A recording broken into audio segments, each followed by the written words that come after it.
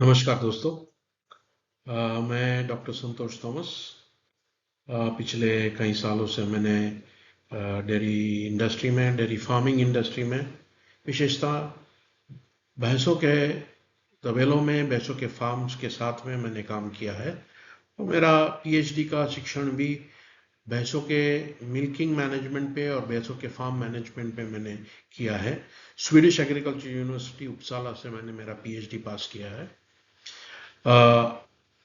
भैंसों का प्रबंधन कैसे कुशलता से किया जाए, इसके बारे में मैं एक छोटा सा वीडियो बना रहा हूँ। उसका एक प्रीव्यू है ये। आने वाले दिनों में मैं इसके कई भाग होंगे, 1 से लेके 7 तक भाग होंगे। एक एक भाग हर हफ्ते में मैं यूट्यूब पे डाला करूँगा। मेरा यूट्यूब चैनल है, उसको आप ज़रूर देखिएगा और सब्सक्राइब कीजिएगा।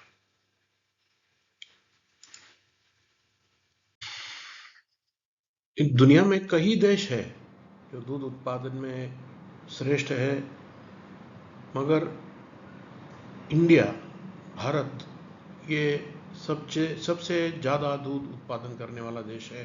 ये हम सभी लोग जानते हैं। मगर अमेरिका के तुलना में या यूरोप की तुलना में भारत के दूध उत्पादन में एक बहुत बड़ा फर्क जो है वो है कि भारत में करीब 45 से 50% दूध जो है वो भैंसों के द्वारा उत्पादित होता है।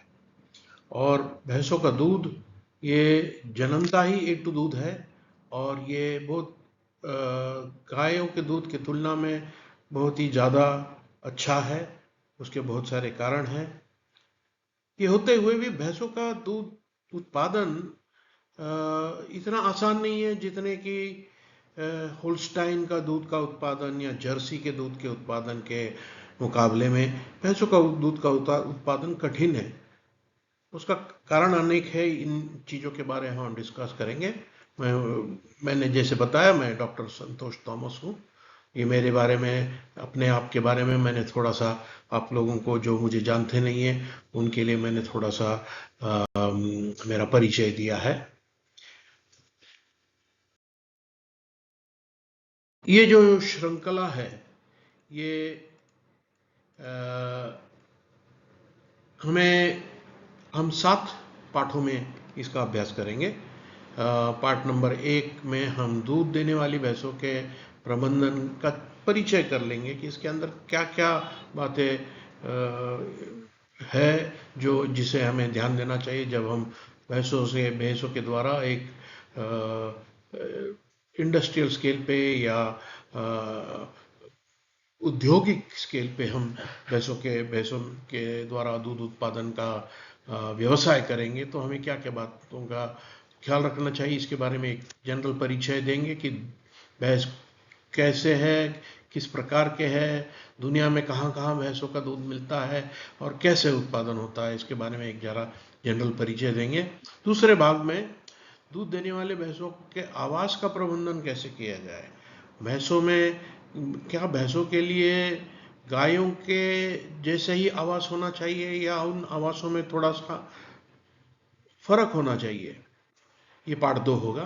पार्ट 3 में दूसरे भैंसों के दुधारू भैंसों में प्रजनन और ब्रीडिंग का प्रबंध बहुत महत्व का है। और कोई भी व्यवसाय में, दूध के व्यवसाय में प्रबंधन और या ब्रीडिंग बहुत महत्व का है। प्रजनन बहुत महत्व का है। इसलिए प्रजनन भैंसों में और गायों की तुलना में भैंसों में प्रजनन कैसे किया जाता है, नैसर्गिक तरीके से हो सकता है क्या, कृत्रिम गर्भधारण ये भैंसों के लिए उचित है या नहीं, ये तीसरे पाठ में हम पढ़ेंगे। चौथे पाठ में दूध देने वाली भैंसों का पोषण और आहार ये कैसे हम कर सकते हैं, इसके बारे में हम अभ्यास करेंगे।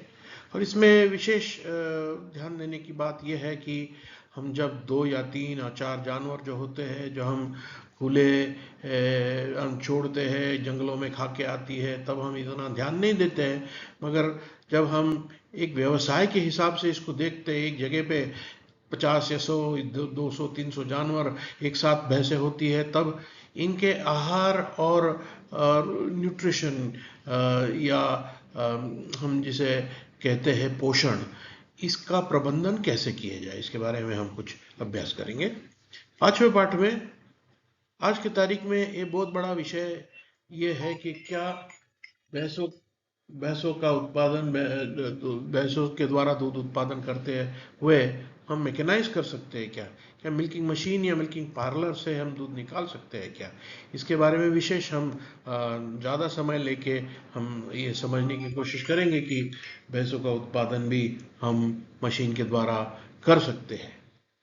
6वें भाग में भैंसों का दूध दूध जो है वो क्या कैसे अलग है, भैंसों के दूध से क्या क्या पदार्थ बन सकते हैं, इसका व्यवसाय कैसे कर सकते हैं, इसके बारे में हम कुछ स्टडी करेंगे। और आखिरी बाद में ये उद्योग कैसे चलाया जाए, भैंस के दूध का उद्योग कैसे चलाया जाए, इसके बारे में हम कुछ स्टडी करेंगे। तो दोस्तों, आने वाले दिनों में एक एक करके सप्ताह में, एक सप्ते में और या 10 दिन में एक बार इन पाठों को मैं डाला करूँगा। मेरा जो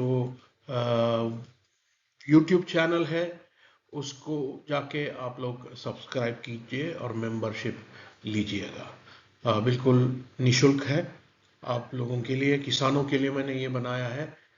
मेरे 35 साल के अनुभव में कई राष्ट्रों में जाके मैंने इन बातों को सीखा है और हम किसानों के साथ में, विशेष भैंसों वाले किसानों के साथ में इन अनुभवों को मैं बांटना चाहता हूँ। शुक्रिया, नमस्कार।